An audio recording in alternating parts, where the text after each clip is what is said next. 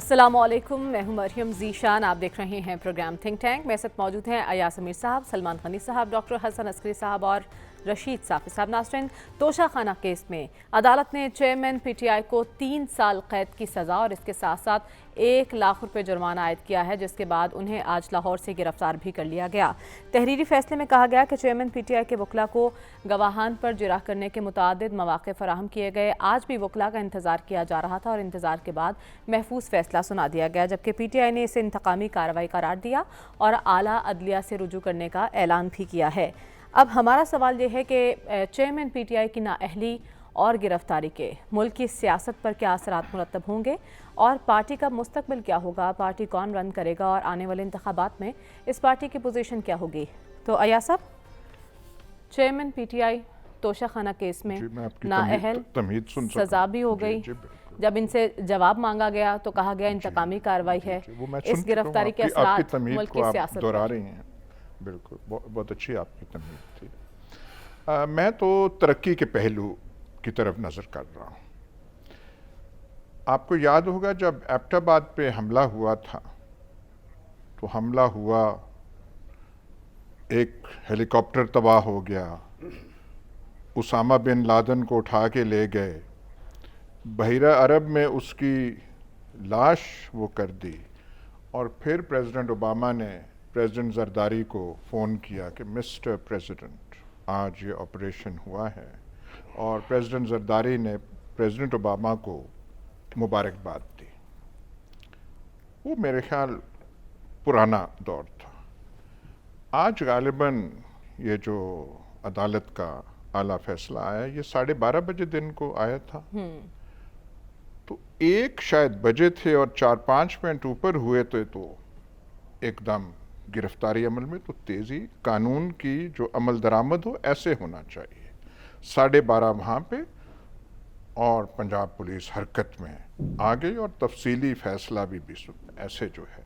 तो ये तरक्की का पहलू है जिसे मैं कहूँगा कि बहुत खुशाइंद है, और ये हमें बता रहा है कि हमारा मुस्तकबिल कितना रोशन है कि इसी तरीके से हम तरक्की करते जाएं।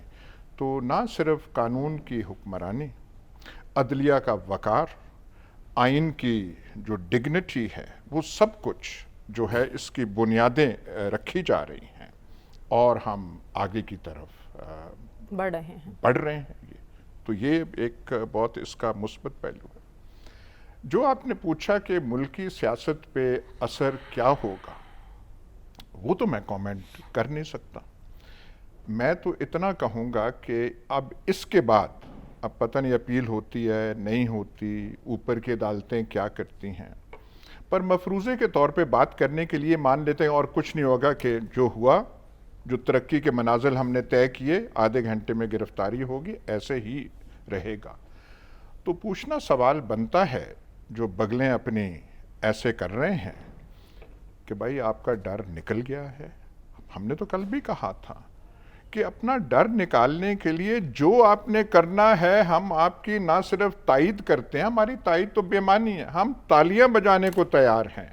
जहां पे आप कहते हैं हम खड़ा होने के लिए, वो जो पंजाबी में करते हैं, वो करने को तैयार हैं, पर हमें ये तो बताएं कि तब निकल जाएगा आपका ठीक डर। है, वो जो है ठीक है, इतना जल्दी ठीक है तो आपका डर निकल जाएगा। हमें वो बता दें कि आपका डर, अगर ये नुस्खा भी बराबर साबित ना हुआ, तो फिर कौन से तरक्की के मनाजिल और तय करने पड़ेंगे, ठीक है, ताकि ये जो आपके वसवसे हैं बीच में ठक ठक धक धक जो हो रहा है, ये कैसे दूर हो। ठीक है, वापस आऊंगी आपके पास अयाज साहब, लेकिन सलमान साहब, जो गिरफ्तारी हुई है और फिर नाअहली, इसके बाद पार्टी का मुस्तकबिल आपको क्या नज़र आ रहा है? देखें, ये एक ऐसे शख्स की नाअहली हुई है जो पाकिस्तान के अंदर अदल, इंसाफ, कानून की हाकमियत और सबसे ज़्यादा मगरिब की मिसालें दिया करते थे कि जी मगरिब में कानून की हाकमियत कैसे कायम हुई, और ये एक कानूनी अमल आगे बढ़ा है और अदालती फ़ैसले के नतीजे में ये सारी उनकी नाअहली और गिरफ़्तारी हुई है। और अदालतें भी वो, जहाँ आप अगर पाकिस्तान की सियासी तारीख़ उठा के देख लें तो इतना रिलीफ किसी और शख्स को नहीं मिला। اور یہ کوئی نئی بات نہیں ہوئی، یہ سہروردی سے یہ معاملہ شروع ہوا تھا. ذوالفقار علی بھٹو، بے نظیر بھٹو صاحبہ، یوسف رضا گیلانی، نواز شریف صاحب اور اب عمران خان صاحب. میرا خیال المیہ کی بات یہ ہے کہ کوئی بھی تاریخ سے سبق حاصل کرنے کے لیے تیار نہیں، اور جس بنیاد پہ یہ سزا ہوئی ہے کہ ایک شخص جو دوسروں کو چور اور ڈاکو قرار دے تو اس کو اپنی جو پاک دامنی ہے اس کو تو قائم رکھنا چاہیے تھا. اور ہمارے پروگرام میں ہی ہمارے ایک فاضل ممبر اس پہ کبھی کومنٹ نہیں کرتے رہے، اور اچھی بات ہے کہ انہوں نے کہا کہ یہ ایک اخلاقی مسئلہ ہے اور میں اس پہ بات کرنا پسند نہیں کرتا. چونکہ ایک شخص جب دوسروں کو یہ سب کچھ کہہ رہا تھا، اسے یہ نہیں پتہ تھا کہ جو چیز وہ دیکھیں، میں ہمیشہ سے کہتا ہوں کہ جو گفٹ ہوتا ہے نا وہ فقیر بھی نہیں بیچتے. آپ اپنا معاشرتی ذرا تاریخ اٹھا کے دیکھیں، اور بات ہے کہ ایک ایسا دوست ملک، آپ ذرا عزت و تکریم کا اندازہ لگائیں کہ 2 گھڑیاں اور ایک پہ خانہ کعبہ کی تشبیہ اور دوسرے پہ روضہ رسول کی تصویر تھی. ایک انہوں نے اپنے لیے رکھی اور ایک پاکستانی پرائم منسٹر کو دی، اور وہ پہلے تو انہوں نے کہا کہ میرے تحفے میری مرضی، اور پھر 14 ماہ کے اندر 40 سماعتیں ہوئی ہیں، وہ 3 دفعہ پیش ہوئے. اور آپ دیکھ لیں کل اس وقت اسلام آباد ہائی کورٹ کا جو فیصلہ تھا وہ ہم ڈسکس کر رہے تھے کہ انہوں نے کہا کہ جی آپ کل پیش ہوں، دوبارہ انہیں سنا جائے.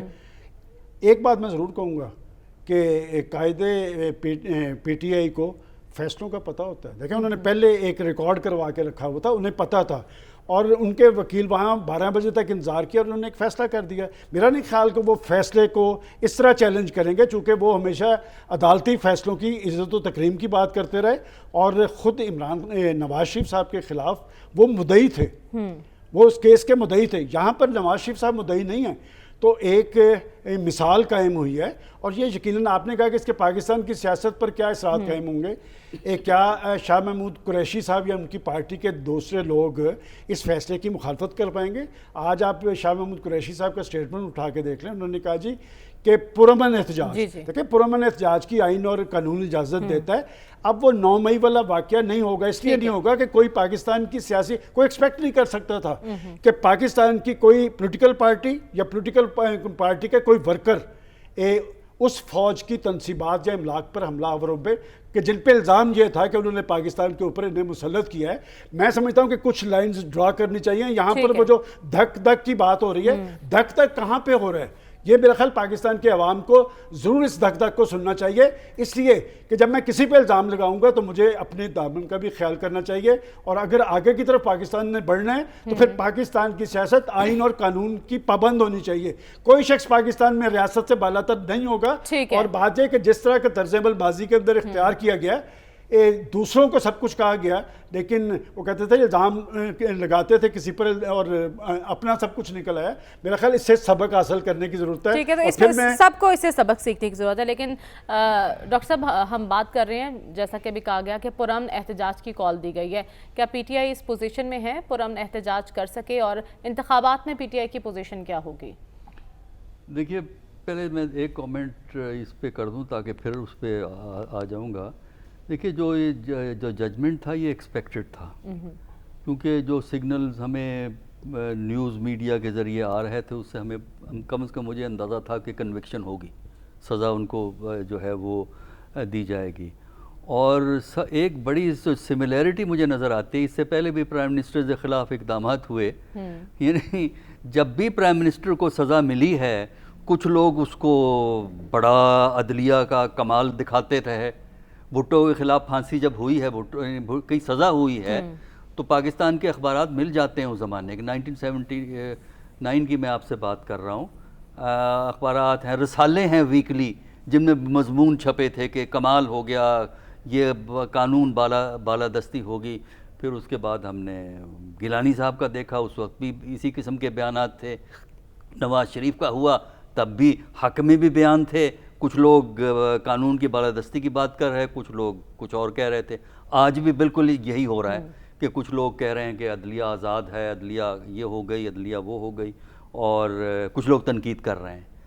دیکھیے ان سب واقعات میں بات یہ ہے کہ جو متعلقہ پارٹی ہوتی ہے اس کا وقتی طور پہ تو مستقبل کافی خراب ہو جاتا ہے. جو آپ کا سوال کا جواب ہے کہ ابھی ان کو الیکشن کمیشن ڈسکوالیفائی کرے گا پریزیڈنٹ رہنے کی حصے میں, اور اس بات کا بھی امکان ہے, جو میرا خیال ہے کہ یہ ہوگا, کہ پی ٹی آئی کو ان کا نشان بھی نہیں ملے گا, بلہ بھی نہیں ملے گا. وہ بھی الیکشن کمیشن, کیونکہ اب ایک سنکرونائزیشن ہے. ایک اور پاکستان کی پولیٹکس میں بات ہے, لیکن میں اس وقت یہ کہنا نہیں چاہتا وہ بات, کیونکہ اس میں کچھ اداروں کے نام آتے ہیں. اچھا, تو لیکن ہم نے ایک اور چیز دیکھی ہے. تو یہ فی الحال for the time being party کا مستقبل بہت مشکلات میں رہے گا. لیکن ہم نے 85 میں بھی دیکھا تھا, ضیاء الحق کے دور میں, ایک پیپل پارٹی کا مستقبل ہمیں ڈارک نظر آتا تھا. 85 کے الیکشن ہوئے, ہو گئے, مشرف نے بھی الیکشن کرائے, ہو گئے. لیکن جو یہ سلوشن نکالنے کی کوشش کی جاتی ہے کہ سیاستدانوں کو سزائیں دے کے ایک مضبوط انتظامیہ بنائی جائے گی, اقتصادیات کو بہتر کیا جائے گا, یہ نہ بھٹو کے مرنے کے بعد ہوا, نہ گیلانی کے نکالے جانے کے بعد, نہ نواز شریف کو ڈسکوالیفائی کرنے کے بعد ہوا. بات یہ ہے کہ یہ سائیکل اگر ہماری پولیٹکس کا اسی طرح چلتا رہے گا تو اس کا مطلب یہ ہوگا کہ جو ہماری سیاست جو ہے وہ کبھی اپنے پاؤں پہ کھڑی نہیں ہوگی. ٹھیک ہے. اور اس کی بنیادی وجہ یہ ہے کہ سیاستدان آپس میں اتنے ڈیوائیڈڈ ہیں کہ ان میں سے ایک کو سزا, کسی کو سزا دے دیں, کل کو کسی اور کو بھی سزا ملے گی, تو ری ایکشن وہی ہوگا جو آج ہم نے دیکھا ہے. کچھ لوگ تعریف کریں گے, کچھ لوگ کہنے جاتے ہوں گے. دائروں کے سفر سے باہر نکلنا ہوگا. صافی صاحب, آپ کی نظر میں اب پی ٹی آئی کی لیڈرشپ, متبادل لیڈر کون سامنے آئے گا اور وہ پارٹی رن کر سکے گا, اور سیاسی استحکام پاکستان میں ممکن ہو سکے گا اس کے بعد؟ دیکھیے, حقیقتاً تو ہمیں یہ تسلیم کرنا پڑے گا کہ پاکستان تحریک انصاف کے اصل لیڈر سابق وزیر اعظم ہے, جو اس وقت اٹک جیل غالباً ان کو منتقل کر دیا گیا ہے. ان کی جگہ اگر وقتی طور پر کوئی لینے کی کوشش کرے گا بھی تو ان کی جگہ نہیں لے پائے گا. جس طرح نواز شریف کی جگہ ان کے بھائی جو ہے اتنی محنت اور مشقت کے بعد نہیں لے سکی. ان کی بیٹی نے کسی طور پر پارٹی کو چلانے کی کوشش کی, لیکن ان کی کمی ان کو محسوس ہوتی رہی. بے نظیر جیسی لیڈر پیدا نہیں ہوئے. ذوالفقار علی بھٹو کی ریپلیسمنٹ آج تک ہم نہیں پیدا کر سکے. تو جہاں تک یہ موجودہ پی ٹی آئی ہے, اس میں اگر ووٹ بینک ہے تو وہ بھی گرفتار وزیر اعظم جو سابق وزیر اعظم ہیں ان کا ووٹ بینک ہے.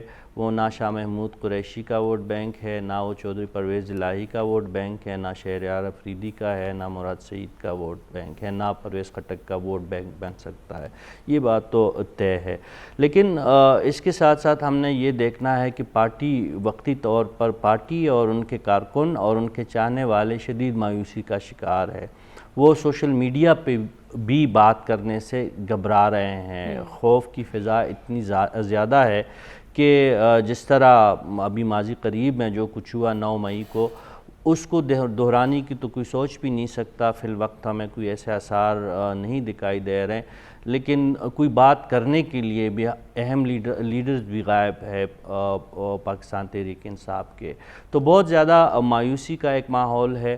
لیکن اس گرفتاری کا اوورآل پاکستان کے سیاسی ماحول پہ, انتخابی ماحول پہ بہت گہرے اثرات پڑ چکے ہیں اور مزید بھی پڑ سکتے ہیں. ابھی گرفتار لیڈر جو ہے ان کے پاس کئی اور بھی فورمز ہیں جہاں پہ ان کی شنوائی ہو سکتی ہیں, کیونکہ ماضی قریب میں ہم نے کچھ اداروں کی محبتیں ان کے لیے دیکھی ہے.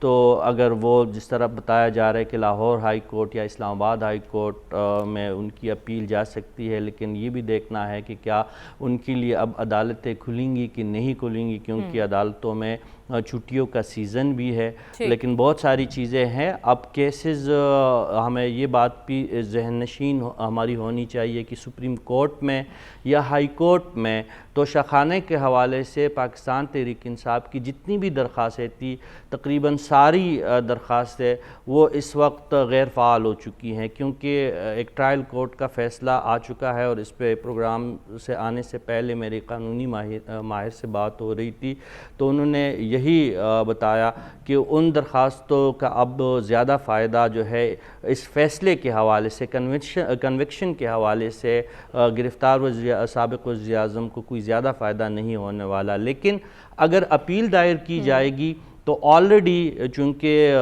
جج صاحب کی نیت پہ بھی شک کیا گیا ہے جس نے سزا سنائی ہے، اور ٹرائل میں مناسب وقت نہ ملنے پہ بھی شکایت درج ہوئی ہے، اور گواہان کو پیش نہ کرنے کے حوالے سے بھی پاکستان تحریک انصاف نے عدالت سے رجوع کیا ہے. تو آنے والے وقتوں میں جب اپیلیں سنی جائیں گی تو شاید کچھ فیصلہ میں کچھ نرمی ہو سکتی ہے، لیکن کنوکشن جو ہے جو قانونی ماہرین کی رائے یہی ہے، کنوکشن ختم نہیں ہوگی، سزا میں کمی کا کوئی امکانات موجود ہیں. لیکن آگے بڑھتے ہوئے ایاز صاحب، آج ایک اور اہم فیصلہ بھی ہوا ہے. مشترکہ مفادات کونسل میں نئی مردم شماری کی منظوری دے دی گئی. اس کا مطلب اب اکتوبر نومبر میں تو انتخابات نہیں ہونے والے، تو مئی مردم شماری کی منظوری کے بعد انتخابات کا مستقبل کیا ہے؟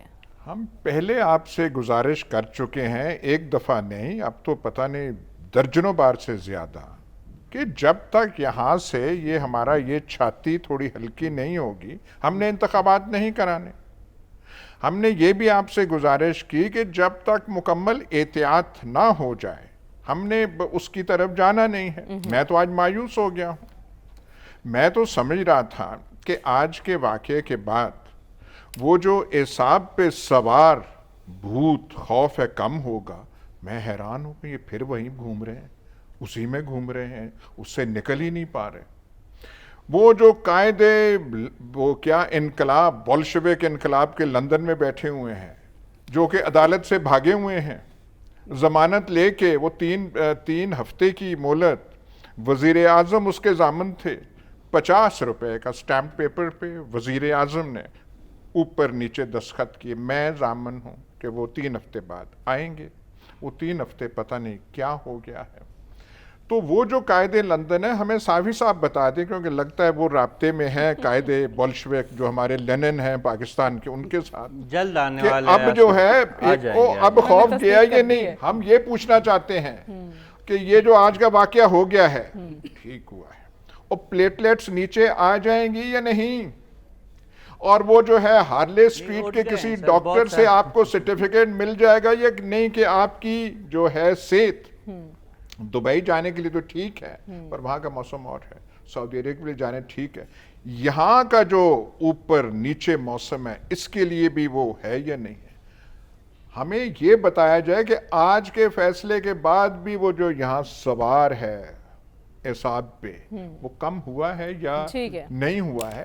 اچھا، ہمت مرداں سارے مل کے، دانشوران کرام سے لے کے وزیر اعظم تک، نون لیگ، فلانے اتنا کہ ہم بھول بھی جاتے ہیں کہ پیچھے وہ اس کا ذکر نہ کریں. آپ بھائی آپ کوئی مطلب ہے قدم لینے کے لیے تیار ہیں یا نہیں ہیں؟ ضمانت اور آپ کو کیا چاہیے؟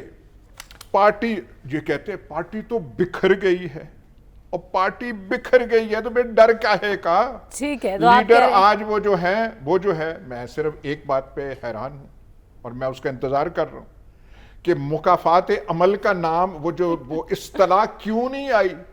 مکافات عمل ہے یہ، سب کچھ ہے، کام آپ پہ چھوڑ دیا تھا. اچھا یہ جو ہے سب کچھ بات، وہ ڈر کب جائے گا؟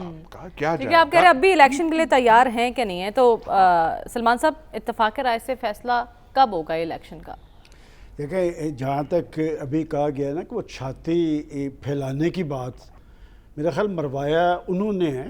اور ہمارا جب ہم پرائم منسٹرز کی بات کرتے ہیں نا کہ ان کو سزاؤں کا عمل کیوں کر ہوا، یہ جو مقدمات ہوتے ہیں خالصتاً قانونی بنیادوں پہ قائم کیے جاتے ہیں. جب انہیں سیاسی بنیادوں پہ لڑنے کی کوشش کی جاتی ہے، میں آج بھی کہتا ہوں کہ یہ 14 ماہ میں 40 سماعتیں، اور وہ خود مان رہے ہیں کہ جی میں نے تحفے لیے ہیں اور میں نے بیچے ہیں اور فلاں کے ذریعے بیچے ہیں، اور پھر بھی اگر کوئی انہیں جسٹیفائی کرے تو میں کچھ نہیں کہہ سکتا. جہاں تک آپ نے کہا کہ انتخابات کی بات ہے، یہ پچھلے 1-1.5 سال سے جو سلسلہ چل رہا ہے دیکھیں ہم تو وہی بات کرتے ہیں جو ریئلٹی ہے. کیا میں آپ کو یہاں پر یہ نہیں کہہ رہا تھا کہ جو شخص قومی اسمبلی چھوڑ رہا ہے وہ اپنے لوگوں کے ساتھ خلوص کا اظہار کر رہا تھا؟ جس نے اپنی بنی ہوئی حکومتیں توڑ دیں، جس نے اپنی بنی ہوئی اسمبلیاں توڑ دیں صرف اپنی طاقت دکھانے کے لیے کہ جی میں ہوں، میرے ساتھ ہر چیز وابستہ ہے. آج وہ ہمارے محترم چودھری پرویز الہی صاحب جیل میں بیٹھ کے کیا سوچ رہے ہوں گے، اور خود وہ جو لفظ انہوں نے یکجہتی کا اظہار کیا ہے اپنی باہر بیٹھے دوستوں کے ساتھ مکافات عمل کا ذکر کر کے اٹک جیل میں بیٹھے.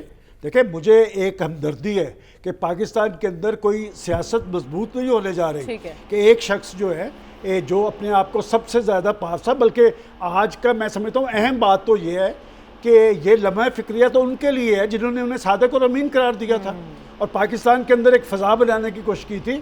بات یہ کہ اس ساری صورتحال میں وہ شخص بیٹھا یہ سوچ رہا ہوگا کہ یہ کون کون لوگ تھے جنہوں نے مجھے مروایا ہے، کس طرح مجھے یہاں پر پہنچایا. یہاں پر بیٹھ کے کہا گیا کہ عوامی قوت ان کے ساتھ ہے، عوام کی قوت ساتھ ہوگی تو سامنے کھڑا کوئی نہیں ہوگا. آج وہ نظر نہیں آ رہا ہے. آپ نے کہا اتفاق رائے الیکشن ہونا ہے، اب الیکشن 2018 والا نہیں ہونا. 2018 میں بھی یہاں پر جو بتایا گیا ہے کہ ساری قوت اور سارے ادارے پیچھے کھڑے تھے، اس وقت بھی سادہ اکثریت نہیں تھی. پنجاب کے اندر پاکستان مسلم لیگ نون جیتی تھی. میرا خیال ہے کہ بدلتے حالات میں آپ کو ریئلٹیز کا اندازہ کرنا چاہیے. اور اچھی بات ہے، میں ایک بات بتاؤں، شاہ محمود قریشی ہوں یا چودھری پرویز الہی ہوں، وہ کبھی اداروں سے لڑنے کی بات نہیں کرتے. وہ یہ کہتے نظر آ رہے تھے انہی صاحب کو کہ جناب ہمارا آپس میں اتفاق رائے ہو گیا ہے، صرف اسمبلیوں کی توڑنے کی ڈیٹ طے ہونی ہے. انہوں نے کہا کہ نہیں فلاں تاریخ کو توڑنی پڑے گی. یہ انداز سیاسی طرز عمل نہیں ہوتا. لیکن اہم بات جو آپ نے کہا الیکشن ہونا ہے، لیکن سوال بڑا یہ ہے الیکشن کب ہونا ہے. ڈاکٹر صاحب نئی مردم شماری کی منظوری کے بعد اب الیکشن کب ہوگا؟ کچھ نہیں کہہ سکتے. دیکھیے مردم شماری منظور ہی اسی لیے کی گئی ہے کہ الیکشن کی پوسٹ پون کا کوئی لیگل بیسس کریٹ کیا جائے. کیونکہ ہم نے اس سے پہلے دیکھا ہے کہ جو سندھ کے چیف منسٹر تھے انہیں بھی اعتراض تھا، پیپل پارٹی کو بھی اعتراض تھا. سندھ کے چیف منسٹر کی سٹیٹمنٹس آپ کو مل جاتی ہیں کہ اگر ہمارے خیال کے مطابق نہ ہوئی سینسس تو ہم اس کو ریجیکٹ کر دیں گے. وہ جو ہے آپ کی MQM ان کے لیڈران کا کل تک موقف جو ٹی وی پہ آیا ہے وہ بھی آپ دیکھ لیں. لیکن یہ اس لیے ایگری کیا ہے ان لوگوں نے اس فگر کو کہ اس سے وہ الیکشن سے جان بچتی ہے. اب ہمیں نہیں پتا پاکستان میں کب الیکشن ہوگا. وجہ اس کی یہ ہے، دیکھیے وجہ اس کی یہ ہے کہ جو اب یہ الیکٹڈ گورنمنٹ تو ختم ہو جائے گی قانونی طور پر، اس کی جگہ جو کیئر ٹیکر گورنمنٹ ہے جو آئین کے اندر اور لاء میں تصور ہے وہ ایک غیر معینہ عرصے کے لیے کیئر ٹیکر گورنمنٹ کا موجود نہیں ہے. وہ ایک خاص مخصوص مقصد کے لیے حکومت جو ہے وہ قائم کی جاتی ہے، وہ ہوتا ہے الیکشن کرانا. لہٰذا اگر آپ کو پتہ ہی نہیں ہے کہ الیکشن کب ہوگا تو میرے نزدیک کیئر ٹیکر گورنمنٹ کی ریلیونس نہیں ہے. ٹھیک ہے، تو آپ کہہ رہے ہیں ابھی بھی کچھ واضح نہیں ہے کہ الیکشن کب ہونا ہے. صافی صاحب آپ تو اسلام آباد میں بیٹھے ہیں، اسلام آباد کی فضائیں الیکشن کی نوید کب سنا رہی ہیں؟ یہ اسلام آباد میں ہی بیٹھتے ہیں اور کہیں نہیں جاتے. یہ جو ہے فرنٹیئر جو ان کا وہ ہے، ان سے پوچھنے کا بائی علاقے میں کب، یہ اسلام آباد میں ہی بیٹھتے ہیں. اسلام آباد سے خبر لینی ہے نا. جی صافی صاحب. جی میں چکوال بھی نہیں جا سکتا کیونکہ وہ پرویز الہی صاحب بھی پکڑے گئے، بگوال کی روڈ بھی صحیح ابھی تک نہیں بنی، اور شکر ہے کہ یہ مردم شماری کے حوالے سے تو ہمیں یہی ڈر تھا کہ چکوال کا ایک حلقہ ہی نہ کہا جائے، لیکن وہ چکوال کے 2 حلقے برقرار ہے. تو انشاءاللہ چکوال کی طرف ایک ہی جتنا رستہ بنتا ہے میرے گاؤں اور چکوال کی جانب، تو اگر وہ رستہ نہیں تو یہ چکوال والا رستہ، بگوال والا رستہ جب بن جائے گا تو وہاں ضرور جاؤں گا. دیکھیں میں آپ کے پروگرام میں تو میرے خیال میں اگر آپ درجنوں مرتبہ بتا چکا ہوں، اور کل جناب ایاز صاحب نے بھی اس کی تصدیق کر دی تھی کہ الیکشن بر وقت نہیں ہوں گے. تو کب ہوں گے سوال یہی ہے نا. اس پہ کوئی لاجک اور کوئی راکٹ سائنس ہے ہی نہیں نا. وہ انتخابات جو موجودہ سیٹ اپ ہے وہ کیوں جلدی انتخابات کروائیں گے، ان کو ضرورت ہی کیوں ہے؟ اور جو جہاں تک اگر یہ مجھے کوئی کہے اور یہ آرگومنٹ کوئی بلڈ کرنے کی کوشش کرے کہ آئین کی خلاف ورزی ہے، تو یہ آئین کی کوئی پہلی خلاف ورزی پاکستان میں ہوگی. میں ہرگز یہ نہیں کہتا کہ کوئی اچھی بات ہے، ہم چاہتے ہیں کہ بر وقت انتخابات ہو، لیکن جو اسلام آباد کی فضائیں ہیں، جو ایاز صاحب نے اس پہ تصدیق مہر ثبت کر دی کہ میں ادھر ہی اسلام آباد ہی میں ہوتا ہوں، تو اسلام آباد میں تو کیا چکوال میں کیا انتخابات کی فضا قائم ہے؟ وہاں پہ جو چکوال کی جو شخصیات ہے اہم، جو پاکستانی سیاست اور پاکستانی جو پورے اسٹیبلشمنٹ کے لیے انتہائی اہم تو آپ اسلام آباد میں تصور کی ہوتے ہوئے جانے ابھی والی تک یہ بتانے سے قاصر ہیں کہ انتخابات کب ہونے، اگر بر وقت نہیں ہونے تو کب ہونے، یہ کسی کو بھی نہیں پتا۔ ہمیں پروگرام میں آگے بڑھنا اور بات کرنی ہے۔ آج پاکستان سمیت دنیا بھر میں یوم استحصال کشمیر منایا گیا۔ آج کے دن کا اصل پیغام کیا ہے، اسی پر بات ہوگی اس بریک کے بعد۔ اسٹے ود اس۔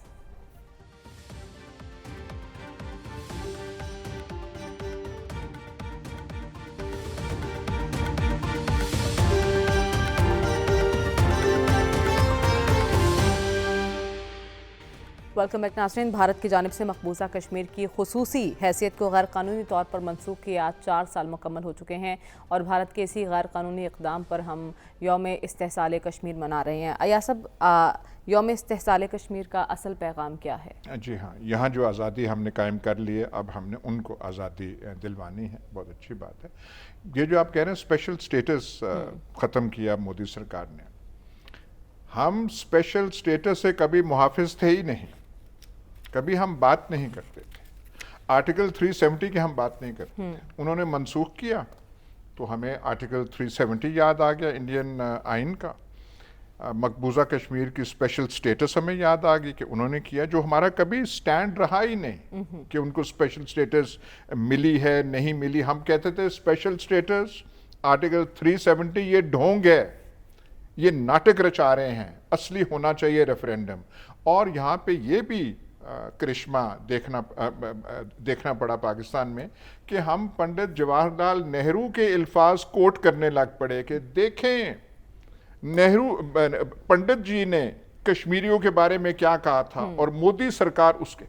آپ دیکھ لیں کہ ہم کن کن سرکلز میں ہمیں پھرنا پڑ رہا ہے کہ اور تو ہم کچھ کر نہیں سکے، لیکن ہمیں اسپیشل سٹیٹس 370 نہرو جی کے الفاظ جو ہیں وہ ہم کرنے لگ پڑے، جن کا ہم کبھی 74 سال 73 سال ٹھیک ہے، آپ کہہ رہے ہیں ہم تو ہمیشہ ریفرینڈم کی بات کرتے ہیں، لیکن سلمان صاحب یوم استحصال کشمیر اور کشمیر کاز، دیکھیں بات یہ کہ یہ آج تک پاکستان کی سیاسی تاریخ میں ہم کشمیر کو کور ایشو کہتے تھے، اور کبھی بھارت کو یہ جرت ہوئی تھی کہ وہ اس خصوصی سٹیٹس کا خاتمہ کرتا، اور یہ اس دور میں ہوا جب ہم خود بیٹھ کے یو این کے پلیٹ فارم پہ ہونے والی تقریر پہ اپریشیٹ کرتے نظر آئے۔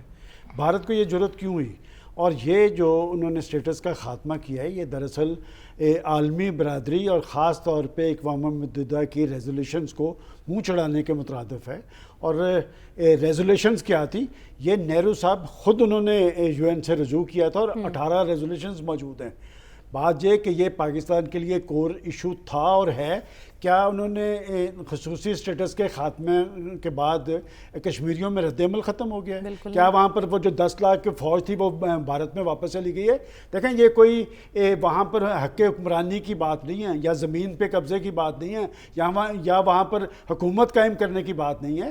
یہ تقسیم ہند کا ایک نامکمل ایجنڈا ہے، اور اس میں یہ طے ہوا تھا کہ وہاں پر ایک استصواب رائے ہوگا اور ان کو حق خود ارادیت ملے گا۔ بات یہ کہ ہمیں کشمیریوں سے یکجہتی کے اظہار کے لیے ضروری یہ ہے کہ پاکستان کے اندر استحکام قائم ہو۔ پاکستان معاشی حوالے سے جتنا مضبوط ہوگا، کشمیر کاز پر ہمارا موقف اتنا ہی زیادہ مضبوط ہوگا۔ بدقسمتی یہ ہے کہ ہم یہاں پر باتیں کرتے ہیں، لیکن پاکستان کو سوال یہی ہے نا کہ ہم آج کا دن تو منا رہے ہیں، کیا یہ کافی ہوگا؟ اس کے علاوہ ہمیں کیا اقدامات کرنے ہوں گے کشمیر کاز کے لیے؟ ڈاکٹر صاحب سے جانوں گی اس بریک کے بعد۔ Stay with us.